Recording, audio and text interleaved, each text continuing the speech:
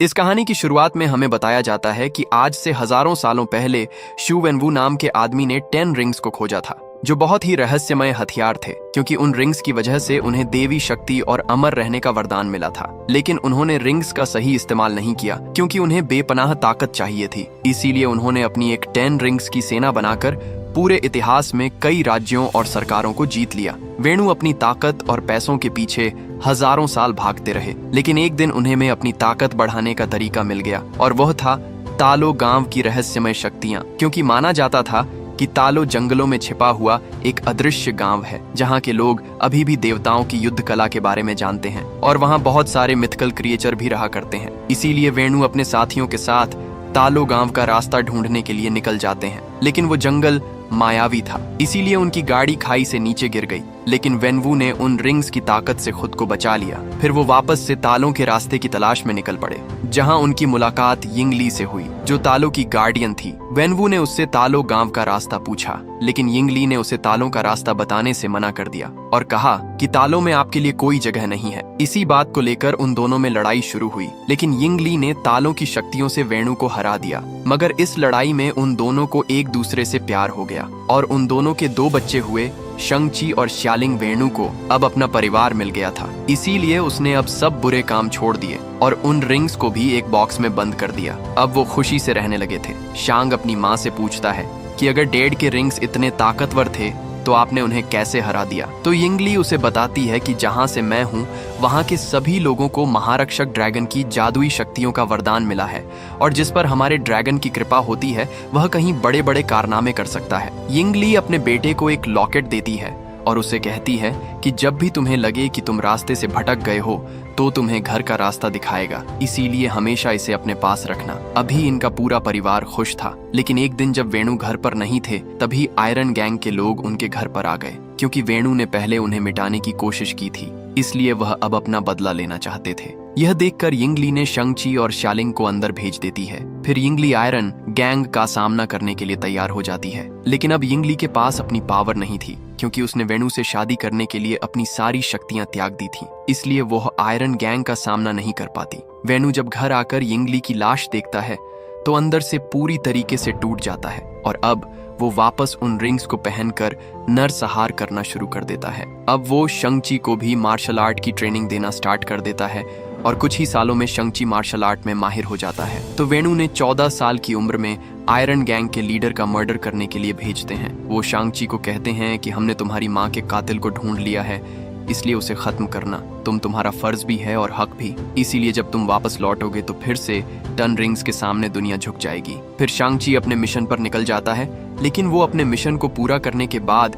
Saint Francisco भाग जाता है, क्योंकि उसे लगता था कि वो यह सब गलत कर रहा है, और अपना नाम बदलकर शोन रख लेता है। फिर हमें प्रेजेंट का सीन दिखाया जाता है, जहां शंग सुबह जल्दी उठकर केटी के घर की तरफ निकल जाता है, क्योंकि वो और केटी पिछले 10 सालों से काफी अच्छे दोस्त हैं, और अब वो साथ में कार पार्क करने का काम किया करते थे। एक दिन जब वो बस से अपने काम पर जा रहे होते हैं तो कुछ 10 रिंग्स आदमी के लोग उन पर हमला कर देते हैं, जिन्होंने शंग-ची के गले में लगे लॉकेट को लेने के लिए भेजा था। शांग उन्हें वो लॉकेट नहीं देना चाहता था, क्योंकि उसकी माँ की आखिरी निशानी थी, इसीलिए उस पर हमला कर देता है और उन सभी आदमियों को मार देता है। लेकिन तभी रेजर फिस्ट उस पर हमला कर देता है, क्योंकि रेजर फिस्ट 10 रिंग्स का सबसे खतरनाक योद्धा था और उसकी तलवार किसी भी चीज को काट सकती थी। शंग उसके वार से बचता जाता है, लेकिन रेजर फिश की तलवार की वजह से उस बस के ब्रेक फेल हो जाते हैं, जिससे वो बस आउट ऑफ कंट्रोल हो जाती है और बस ड्राइवर भी बेहोश हो जाता है।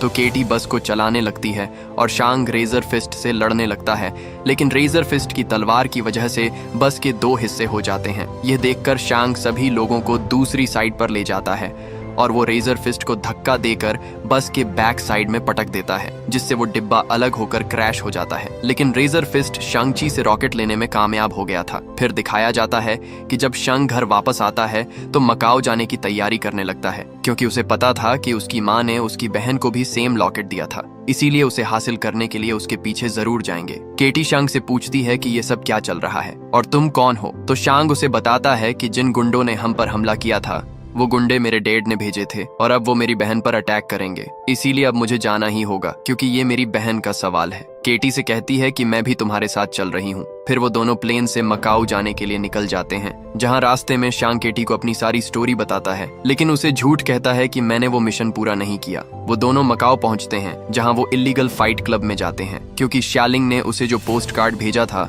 उस पर यही का एड्रेस था। शांग केटी के साथ लिफ्ट से ऊपर जाता है, लेकिन धोखे से शांग से कॉन्ट्रैक्ट शांगो 9 करवा लिया जाता है, क्योंकि शांग ने बस में जो फाइट की थी उसका वीडियो वायरल हो गया था। इसलिए उसे फाइट के लिए तैयार करते हैं, क्योंकि उनकी एक कंपनी डार्क वेब पर लाइव स्ट्रीम करती थी, जिस पर बहुत से लोग बेटिंग लगाते हैं। शांग जी जब फाइट के लिए ग्राउंड में जाता है तो उसका कंपीटिटर और कोई नहीं बल्कि उसकी बहन शालिंग ही होती है, जो शांग से बहुत गुस्सा थी, क्योंकि वो मिशन पर जाने से पहले उसे यह कहकर गया था कि वह 3 दिन में वापस आ जाएगा, लेकिन वह वापस नहीं लौटा। इस बात से गुस्सा होकर शालिंग उसे बहुत मारती है, जिससे शांग उस लड़ाई में हार जाता है। फिर मैच खत्म होने के बाद शालिंग जब शांग से मिलती है तो उसे पूछती है कि तुम मुझसे क्या चाहते हो, तो शांग उसे कहता है कि 10 रिंग्स आर्मी ने सैन फ्रांसिस्को में मुझ पर हमला किया था और वो मेरा लॉकेट ले गए, और अब वो तुम्हारे पीछे आएंगे, क्योंकि तुम्हारे पास भी मॉम का सेम लॉकेट है और जरूर डैड हमारे लॉकेट से कुछ बुरा करना चाहते हैं। तो शालिंग उसे कहती है कि जब तुम मुझे अकेला छोड़कर गए थे तब मुझे तुम्हारी जरूरत थी, लेकिन तुम नहीं लौटे तो मैं समझ गई कि मुझे तुम्हारी कोई जरूरत नहीं है और मैंने जगह अपने दम पर बनाना ही है, इसीलिए ना तो मुझे पहले तुम्हारी जरूरत थी और ना अब है। तो शांग उसे कहता है कि फिर तुमने मुझे वो पोस्ट कार्ड क्यों भेजा, तो शालिंग उसे कहती है कि ये पोस्ट कार्ड मैंने तुम्हें नहीं भेजा। तो इससे शांग समझ जाता है कि उसके डैड ने उसे फंसाया है। तभी वहाँ 10 रिंग्स के लोग आकर उन पर हमला कर देते हैं, लेकिन शालिंग अपने साथियों के साथ वहाँ से निकल जाती है, मगर वो शांग और केटी को वहाँ अकेला छोड़ देती है। शांग वहाँ से भागने के लिए बिल्डिंग का कांच तोड़ देता है। वो केटी को भी बाहर आने को कहता है, लेकिन के बेटी डर रही होती है, क्योंकि उसे बांस की डंडियों पर चलना था। तो शांग उसे कहता है कि एक बार हम नीचे चले गए तो हम यहाँ से भाग सकते हैं, तो केटी भी मान जाती है। फिर वो दोनों साथ में लिफ्ट तक जाने लगते हैं, लेकिन तभी 10 रिंग्स आर्मी के लोग उन्हें देख लेते हैं। तो शांग केटी को कहता है कि तुम आगे जाओ, मैं इन्हें रोकता हूँ। फिर शांग सभी लोगों से लड़ने लगता है। केटी जब आगे जाने लगती है तो एक फाइटर उस पर अटैक करके उसे नीचे गिरा देता है, लेकिन तभी शेलिंग वहाँ आकर उसे बचा लेती है। फिर शालिंग और शांग साथ में रिंग्स आर्मी के साथ लड़ने लग जाते हैं। शांग शेलिंग से कहता है कि तुम तो हमें मरने के लिए छोड़ गई थी, तो शेलिंग उसे कहती है कि अब तुम समझ गए होंगे कि जब कोई मुसीबत के वक्त तुम्हें छोड़कर चला जाता है तो कैसा लगता है। फिर वो दोनों मिलकर उन सभी आदमियों को मार देते हैं। तभी वहाँ 10 रिंग्स आर्मी का सबसे खतरनाक आदमी डेथ डीलर आता है, जो शेलिंग पर अटैक करके उससे न लॉकेट लेकर चला जाता है। यह देखकर शांग डेथ डीलर के पीछे जाता है और उसे वहां से भागने से रोक लेता है। उन दोनों के बीच फाइट स्टार्ट होती है, लेकिन शांग में सालों का गुस्सा भरा हुआ था। जब डेथ डीलर ने उसे टॉर्चर किया था, इसलिए उसे पकड़कर मारने लगता है, लेकिन तभी शांग के डैड वहां आकर उसे रोक लेते हैं। वो शांग को कहते हैं कि मुझे तुम्हारी बहुत याद आई। फिर वो उन सभी को लेकर घर जाते हैं, जहां 10 रिंग्स आर्मी उनका स्वागत करती है। शेलिंग केटी को अपने रूम में लेकर जाती है, जहां केटी शेलिंग से पूछती है कि क्या तुम्हारे डैड हमें भी मार देंगे। तो शेलिंग उसे कहती है कि अगर तुम चुपचाप रहोगी तो डैड भूल जाएंगे कि तुम यहाँ हो, क्योंकि माँ के जानने के बाद वो पूरी तरीके से बदल गए हैं। उन्हें लगता था कि मैं उन्हें माँ की याद दिलाती हूँ, इसीलिए वो मेरी तरफ देखते भी नहीं थे। इसलिए मैंने अकेले ही मार्शल आर्ट की ट्रेनिंग करना शुरू की, क्योंकि मुझे लड़कों के साथ ट्रेनिंग अलाउ नहीं थी। इसीलिए मैंने उन्हें दूर से ही ट्रेनिंग लेते देखा और सब कुछ उनसे बेहतर सीखा। तो केटी उसे पूछती है कि तुमने घर कब छोड़ा, तो उसे बताती है कि 16 की उम्र में मैं यहाँ से भाग गई थी, जब मुझे लगा कि अब मेरा भाई कभी वापस नहीं आएगा। फिर वो सभी साथ में डिनर करते हैं। शांग अपने डैड से पूछता है कि आपने मुझे ढूंढा कैसे। तो वेणु कहते हैं कि मेरी तुम दोनों पर कब से नजर थी, इसलिए अब वक्त आ गया है कि तुम अपने पिता के साथ खड़े हो जाओ। तो शांग उन्हें कहता है कि ये कभी नहीं होगा। तो वेणु उन्हें एक रूम में लेकर जाते हैं, जहां उन्हें कहते हैं कि जब तुम दोनों घर से भाग गए तो मुझे तुम्हारी माँ की याद और ज्यादा सताने लगी थी, इसलिए मैं उसके गांव तालों के बारे में और ज्यादा पढ़ने लगा, जिससे मुझे पता चला कि वहाँ पहाड़ों की गहराई में एक दरवाजा है, जिसके पीछे तुम्हारी माँ को तालों के लोगों ने कैद कर रखा है। तो शांग और शेलिन को उनकी बातों पर यकीन नहीं होता। तो वेणु कहते हैं कि पहले मुझे भी यकीन नहीं था, लेकिन जब मैंने एक दिन अपने काम में डूबा हुआ इस रूम में बैठा था, तब मुझे तुम्हारी माँ की आवाज सुनाई दी, जैसे कि वो बिल्कुल यहीं मौजूद हो। उसने कहा कि उसे मेरी मदद चाहिए। तो शांग उन्हें कहता है कि माँ के गांव वाले ऐसा क्यों करेंगे। तो वेणु उन्हें बताते हैं कि जब हमें प्यार हुआ तो तुम्हारी माँ चाहती थी कि हम तालों में साथ रहे, इसलिए उसने अपने बुजुर्गों से इजाजत मांगी, पर उन्होंने मना कर दिया। उन्होंने कहा कि मैं इस लायक नहीं हूँ। इससे वेणु को लगता है कि यिंग ली आज भी जिंदा है, लेकिन तालों के लोगों ने उसे कैद कर रखा है। तो शांग अपने डैड को समझाता है कि मोम अब जा चुकी है। तो वेणु उन्हें होल में लेकर जाते हैं, जहां उनकी मोम के दिए हुए लॉकेट को जैसे ही ड्रैगन की आंखों में लगाते हैं तो उसमें से बहुत सारा पानी निकलकर अचानक से फ्रीज हो जाता है, और जब वो पानी जैसे ही नीचे गिरता है तो उसमें से एक रास्ता बनने लगता है। तो वेणु उन्हें बताते हैं कि तालों का रास्ता एक भूल भुलैया है, लेकिन जंगल के बीच एक सीधा रास्ता भी है जो साल में सिर्फ एक बार एकादशी के दिन खुलता है। लेकिन उसके लिए पता होना चाहिए कि रास्ता कब और कहां खुलेगा। और अब मुझे दोनों पता है। फिर वो अपनी पूरी 10 रिंग्स आर्मी को कहते हैं कि आज से 3 दिन बाद हम मेरी वाइफ को उसकी कैद से आजाद करवाकर घर वापस लाएंगे। फिर वो शांग से कहते हैं कि मैं इसलिए तुम्हें यहाँ लाया हूँ ताकि तुम अपनी माँ को घर लाने में मदद कर सको। तो शेलिंग उन्हें कहती है कि अगर गांव वालों ने आपको रोकने की कोशिश की तो आप क्या करेंगे। तो वेणु कहते हैं कि अगर उन्होंने ऐसा किया तो पूरा गांव जलकर खाक हो जाएगा। तो शांग उन्हें कहता है कि इन बेकार की बातों से आप मोम के गांव में नहीं घुस सकते। तो वेणु गुस्सा होकर शांग और शेलिंग पर अटैक कर देते हैं और उन्हें जेल में कैद करने का ऑर्डर दे देते हैं। वेणु जब अपने रूम में जाते हैं तो उन्हें वापस से यिंगली की आवाज सुनाई देती है। वो उन्हें कहती है कि हम सब जल्द एक साथ होने वाले हैं। वहीं शांग, शेलिंग और केटी को जेल में बंद कर दिया जाता है, जहां शांग उन दोनों को कहता है कि अगर हम डेट से पहले तालो नहीं पहुंचे तो फैमिली की बची कुची निशानियां भी खत्म कर देंगे। तभी उन्हें वहां कुछ आवाजें सुनाई देने लगती हैं, और जब वो उस तरफ जाते हैं तो देखते हैं कि वहां एक कलाकार होता है जिसका नाम ट्रेवर स्लेटरी होता है। ट्रेवर उन्हें अपनी स्टोरी बताता है कि कुछ समय पहले एक प्रोड्यूसर ने उसे टेररिस्ट का रोल दिया था, लेकिन वो ट्रेवर को बेवकूफ बना रहा था क्योंकि वो प्रोड्यूसर खुद ही एक टेररिस्ट था। इसलिए जब ट्रेवर ने टेररिस्ट का रोल किया तो पुलिस को लगा कि वो एक टेररिस्ट है, इसलिए उन्होंने उसे पकड़कर जेल में डाल दिया और उसके बाद वेणु ने उसे वहां से छुड़वाया ताकि वो उसे मार सके। लेकिन जब ट्रेवर ने उनके सामने परफॉर्म किया तो उनका दिल पिघल गया, और तब से ही ट्रेवर उनके लिए हर हफ्ते शो करता है। तभी वहां एक मिथिकल क्रिएचर आ जाता है जिसे देखकर केटी और शांग काफी डर जाते हैं क्योंकि उसका सिर नहीं होता। तो ट्रेवर उन्हें बताता है कि ये मोरिस है और ये मुझसे बातें कर सकता है। फिर ट्रेवर उन्हें कहता है कि मोरिस कह रहा है कि ये तुम्हें जानता है क्योंकि ये तुम्हारी मोम के साथ तालों में बड़ा हुआ था, लेकिन तुम्हारे पिता ने मायावी जंगल में रास्ता ढूंढते वक्त इसे वहां से चुरा लिया था और अब ये चाहता है कि तुम इसे घर ले जाओ। तो शांग उन्हें कहता है कि अगर मेरे बस में होता तो मैं इसे वापस जरूर लेकर जाता, लेकिन मेरे डैड के हिसाब से वो रास्ता सिर्फ साल में एक ही बार खुलता है। तो ट्रेवर कहता है कि मोरिस कह रहा है कि यह तुम्हें अभी भी वहां लेकर जा सकता है और तुम उस भूल भुलैया को पार कर सकते हो, लेकिन यह बहुत खतरनाक है क्योंकि आज तक इसे कोई जीते जी पार नहीं कर पाया। तो केटी उसे कहती है कि हम यहाँ से कैसे निकलेंगे। तभी शेलिंग वहाँ सुरंग का रास्ता ढूंढ लेती है और वो शांग को बताती है कि डैड ने पूरे कॉम्प्लेक्शन की गाड़ी लेकर निकल जाते हैं, लेकिन गार्ड को इस बारे में पता चल जाता है, इसलिए वह वहाँ उन्हें रोकने के लिए आ जाते हैं। तो वो दूसरे रास्ते से वहाँ से भागने लगते हैं, लेकिन वो रास्ता सिर्फ फिंगरप्रिंट से ही खुलता था। इसलिए जब 10 रिंग्स आर्मी के लोग उन्हें रोकने की कोशिश करते हैं तो वो एक एक करके सबको मारने लगते हैं और एक आदमी की मदद से उस डोर को खोल लेते हैं, जिससे वो सेफली वहां से निकल जाते हैं। सुबह होते होते वो उस जंगल तक पहुंचते हैं। मोरिस उन्हें रास्ता बताता जाता है जिससे वो उस मायावी जंगल से बचते हुए एक झरने तक पहुंचते हैं। जब वो जैसे ही झरने के अंदर जाते हैं तो वाटर एकदम फ्रीज हो जाता है और वो एक सीक्रेट रास्ते से सीधा तालों में पहुंचते हैं, जहां वो देखते हैं कि वहां बहुत सारे मिथिकल क्रिएचर होते हैं। फिर वो तालो गांव में पहुंचते हैं जहां शांग सभी को अपना इंट्रोडक्शन देता है, लेकिन वो सब उनकी बात नहीं सुनते और उन पर अटैक करने लगते हैं। तभी वहां यिंगली की बहन यिंगनान आ जाती है जो उन्हें ऐसा करने से रोक लेती है। वो शांग और शेलिंग से कहती है कि मैं तुम्हारी मौसी हूँ। वो उन दोनों से मिलकर बहुत खुश होती है। शांग यिंगनन को कहता है कि हमारे पास टाइम कम है क्योंकि हमारे डैड यहाँ अटैक करने के लिए आ रहे हैं। तो नान उन्हें अपने साथ नदी के किनारे लेकर जाती है जहाँ उन्हें बताती है कि हम काले द्वार के रखवाले हैं और तुम्हारी दुनिया को उन बुराइयों से बचाते हैं जो इस द्वार के पीछे कैद है। तो शांग उन्हें कहता है कि हमारे डैड उसी द्वार को खोलने आ रहे हैं क्योंकि उन्हें लगता है कि माँ वहीं कैद है। तो नैन उनसे पूछती है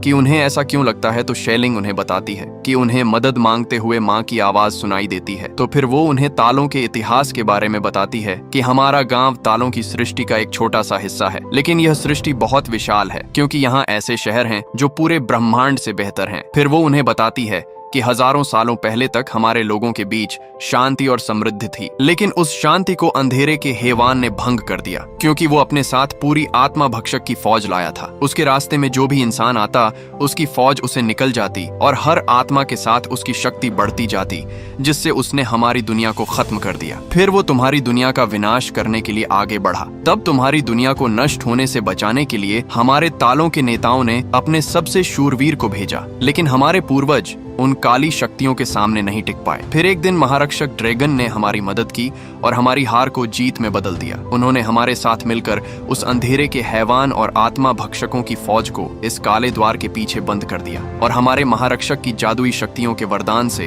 हम तालों के लोगों ने आज तक इस काले द्वार की रक्षा की है और करते रहेंगे। फिर वह उन्हें यह भी बताती है कि तुम्हारे पिता अकेले नहीं हैं जो इस द्वार को खोलना चाहते हैं, क्योंकि सदियों से काफी लोगों ने इस द्वार को खोलने की कोशिश की, मगर वो नाकामयाब रहे। लेकिन उन सब में एक बात कॉमन थी कि उन सभी को ऐसी आवाज सुनाई देती थी जो उन्हें हर ख्वाहिश को पूरा करने का ख्वाब दिखाती थी। फिर वो उन्हें यह भी बताती है कि आत्मा भक्षक जानते हैं कि वो 10 रिंग्स की ताकत से आजाद हो सकते हैं, इसलिए वो तुम्हारे पिता को तुम्हारी माँ की आवाज में पुकार रहे हैं। फिर नैन शांग और शेलिंग को अपने पूर्वजों के रूम में लेकर जाती है, जहाँ उन्हें बताती है कि तुम्हारी माँ जानती थी कि तुम यहाँ जरूर आओगे, इसीलिए उसने मुझे पहले ही बता दिया था कि मुझे क्या तैयारी करनी है। फिर वो उन दोनों को उनके सूट देती है और उन्हें कहती है कि अपनी माँ को खोने के बाद हर बच्चा दुनिया में खुद को अकेला पाता है, लेकिन तुम अकेले नहीं हो, तुम हमारे इस परिवार की संतान हो और यहाँ तुम्हारा स्वागत है। फिर वो सब प्रैक्टिस करने लगते हैं। केटी भी तीर चलाना सीखने लगती है। वहीं शांग अपनी मौसी के पास जाता है और उनसे पूछता है कि मेरी माँ ने डेड को कैसे हराया था,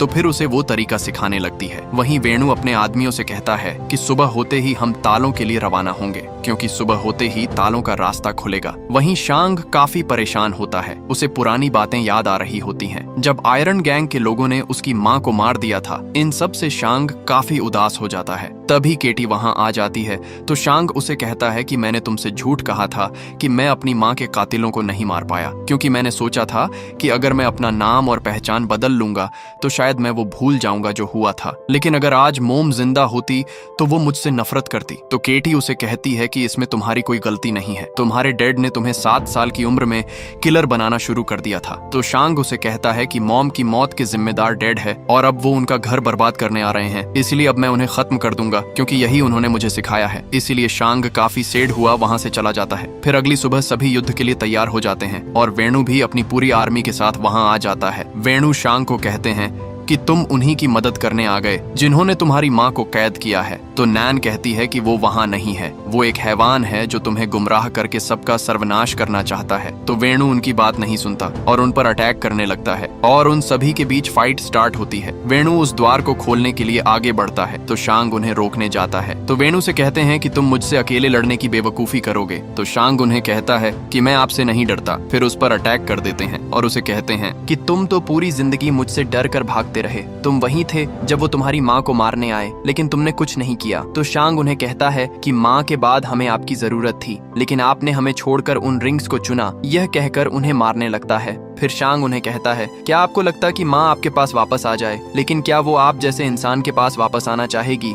तो इससे गुस्सा होकर शांग पर सारी रिंग से अटैक कर देते हैं, जिससे शांग दूर पानी के अंदर चला जाता है। फिर वेणु उस द्वार की तरफ बढ़ते हैं, क्योंकि अभी भी उन्हें यिंगली की मदद मांगती हुई आवाजें सुनाई दे रही थीं। वो उस द्वार को तोड़ने के लिए रिंग से अटैक करने लगते हैं, जिससे उस द्वार में से आत्मा भक्षक भान निकलने लगते हैं। शेलिंग सभी को कहती है कि अगर हम साथ मिलकर नहीं लड़े तो सब के सब मारे जाएंगे, क्योंकि तुम्हारे हथियार उनके सामने बेकार हैं। तो रेजर फिस्ट उन्हें कहता है कि हमें तुम्हारी मदद नहीं चाहिए, हम 10 रिंग्स हैं। तभी आत्मा भक्षक डेड डीलर की आत्मा को निकालकर उसे मार देता है। 10 रिंग के लोग उसे बचाने की बहुत कोशिश करते हैं, लेकिन उनके हथियारों का उस पर कुछ असर नहीं होता। आत्मा भक्षक रेजर फिस्ट पर भी हमला कर देते हैं, लेकिन नैन उसे अपने हथियार की मदद से बचा लेती है, क्योंकि सिर्फ तालों के हथियारों से ही उन्हें मारा जा सकता था, क्योंकि उनके हथियारों पर ड्रैगन की खाल लगी हुई थी। इससे अब रेजर फिस्ट भी समझ जाता है कि वो अकेले उनका सामना नहीं कर सकते, इसीलिए उनका साथ देने के लिए तैयार हो जाते हैं। वहीं वह आत्मा भक्षक आत्माओं को लेकर काले द्वार के पीछे जा रहे होते हैं, ताकि वह अंधेरे के हैवान की ताकत बढ़ा सके। नैन शेलिंग को बताती है कि अगर अंधेरे के हैवान की ताकत और ज्यादा बढ़ गई तो उसे कोई रोक नहीं पाएगा। फिर वो सभी हथियार लेकर उन आत्मा पक्षकों का सामना करने के लिए पानी की तरफ जाने लगते हैं। वहीं शांग उस पानी में डूब रहा होता है। तभी उसे अपने बचपन की बातें याद आने लगती हैं, जब उसकी मोम ने उसे कहा था कि डरो मत, ड्रैगन का आशीर्वाद हमेशा तुम्हारे साथ है और तुम मेरे और तुम्हारे डैड के अच्छाई का हिस्सा हो, इसीलिए जो भी हमने तुम्हें दिया है उसे दिल से अपना लो। तभी शांग की आंख खुल जाती है और महारक्षक ड्रैगन भी गहराई से निकलकर उसके सामने आ जाता है। वहीं वेणु अभी भी उस गेट को तोड़ने की कोशिश कर रहे थे, क्योंकि उन्हें अभी भी यिंगली की आवाजें सुनाई दे रही थीं। वहीं अब सभी मिलकर उन आत्मा भक्षकों पर हमला कर रहे होते हैं और तभी शांग भी ड्रैगन पर बैठकर बाहर आ जाता है और वो ड्रैगन भी उनकी मदद करने लगता है। तभी नान शांग से कहती है कि तुम्हें अपने पिता को रोकना होगा, तो शांग अपने डैड के पास जाकर उन पर अटैक कर देता है। वो उन्हें समझाता है कि माँ वहाँ नहीं है, लेकिन वेणु उसकी बात नहीं सुनते और उन दोनों में फाइट होने लगती है। शांग अपनी माँ की बचपन में सिखाई हुई स्किल का यूज करता है, जिससे वो 5 रिंग्स को अपनी तरफ कर लेता है और वो वापस फाइट करने लगते हैं। वेणु वो अपनी 5 रिंग से शांग पर अटैक कर देते हैं, लेकिन शांग ची भी खुद को रिंग की मदद से बचा लेता है और अब वो सारी रिंग्स को अपने वश में कर लेता है। लेकिन वो अपने डैड पर उन रिंग से अटैक नहीं करता और उन्हें नीचे फेंक देता है। वेणु शांग से कहते हैं कि मुझे उसे बचाना ही होगा क्योंकि वो मुझे पुकार रही है। तो शांग उन्हें कहता है कि काश ये सच होता। तभी अंधेरे का हैवान बाहर आ जाता है और वो वेणु और शांग के ऊपर अटैक करने लगता है, लेकिन वेणु उन रिंग्स की मदद से शांग को बचा लेते हैं। लेकिन वो ड्रैगन वेणु को पकड़ लेता है और वो उनकी सोल को खींचने लगता है। अब वेणु भी समझ गए थे कि वो गलत था, इसीलिए अपनी रिंग्स को शांग को दे देता है और उस ड्रैगन के हाथों मारे जाते हैं। तभी वो हैवान शांग पर अटैक करने लगता है, लेकिन तभी शेलिंग ड्रैगन पर बैठकर अंधेरे के हैवान पर अटैक कर देती है, जिससे वो हैवान इंसर्ट हो जाता है। क्योंकि अभी उसकी शक्तियां कम थीं, इसीलिए वो और लोगों की सोल खींचने के लिए गांव की तरफ बढ़ने लगता है। यह देखकर शांग उस काले द्वार को पत्थरों की मदद से बंद कर देता है और ड्रैगन पर बैठकर गांव की तरफ बढ़ने लगता है ताकि वो उसको रोक सके। ड्रैगन अपनी पावर से हैवान पर अटैक कर देता है और उसे अपनी पानी की शक्तियों से पकड़ लेता है। लेकिन तभी आत्मा भक्षक बहुत सारी आत्माओं को पकड़कर हैवान के मुंह में डाल देते हैं, जिससे उसकी शक्तियां और ज्यादा बढ़ जाती हैं और वो ड्रैगन की पकड़ से आजाद हो जाता है। फिर वो हैवान ड्रैगन को पकड़कर उसकी सोल को निकालने लगता है। वहीं ग्वांगबो केटी से कहते हैं कि अगर हैवान को हमारे ड्रैगन की आत्मा मिल गई तो उसे कोई नहीं रोक पाएगा, इसीलिए हमें उसके गले पर निशाना लगाना होगा। वो साथ में उस पर निशाना लगाने लगते हैं, लेकिन तभी एक आत्मा भक्षक ग्वांगबो को पकड़कर उसकी आत्मा निकाल लेता है। यह देखकर केटी काफी डर जाती है, क्योंकि उसके पास एक ही तीर बचा हुआ था और उसने अभी एक दिन पहले ही तीर चलाना सीखी थी। वहीं वो हैवान शेलिंग को भी पकड़कर उसे मारने लगता है, लेकिन शांग अपनी बहन का हाथ पकड़ लेता है। शेलिंग उसे कहती है कि तुम्हें मेरा हाथ छोड़ना होगा, वरना वो हैवान ड्रैगन की आत्मा निकाल लेगा। तो शांग उसे कहता है कि मैं तुम्हें दोबारा नहीं छोड़ सकता। वो हैवान ड्रैगन की आत्मा निगलने लगता है, लेकिन तभी केटी उस हैवान के गले पर निशाना लगा देती है और उसका निशाना एकदम सही लगता है। ड्रैगन की सोल निकलने से बच जाती है। ड्रैगन हैवान को नीचे पानी के पास लेकर जाता है और उसे अपनी पावर की मदद से पकड़ लेता है। शांग अपनी रिंग्स की मदद से उस हैवान पर जाकर उन रिंग्स को हैवान के सीने में भर देता है और उन रिंग्स को कामयाब स्टाइल में मूव करके उस ड्रैगन को मार देता है, जिससे सारे आत्मा भक्षक भी मर जाते हैं। फिर ड्रैगन शेलिंग और शांग को लेकर किनारे पर आ जाता है, लेकिन इस लड़ाई में बहुत से लोग मारे जाते हैं। फिर रात को वो उन सभी लोगों को सम्मान देते हैं जिनकी वजह से उन्होंने नया सवेरा देखा था और अब वो ड्रैगन वापस आसमान में लौट जाता है, क्योंकि अब अंधेरे के हैवान का अंत हो चुका था। फिर हमें दिखाया जाता है कि शांग और केटी वापस सैन फ्रांसिस्को जाकर अपनी ये स्टोरी अपने दोस्तों को सुना रहे होते हैं, लेकिन उन्हें उनकी बातों पर यकीन नहीं होता और उनसे पूछते हैं कि अगर यह सच है तो तुम्हारी बहन कहाँ गई। तो शांग उन्हें कहता है कि वो तो घर गई है मेरे डैड के गैर कानूनी धंधे बंद करवाने के लिए, लेकिन उन्हें उनकी बातों पर यकीन नहीं होता। तभी वहाँ वंग उन्हें लेने के लिए आ जाते हैं। वंग शांग से पूछता है कि क्या तुम्हारे पास अभी भी वो रिंग्स हैं? तो रिप्लाई में शांग उन्हें कहता है कि अभी भी मेरे पास वो रिंग्स है। फिर शांग और केटी वंग के साथ वहाँ से चले जाते हैं। ये देखकर वहाँ सभी शॉक्ड हो जाते हैं और यहीं पर ये मूवी एंड हो जाती है।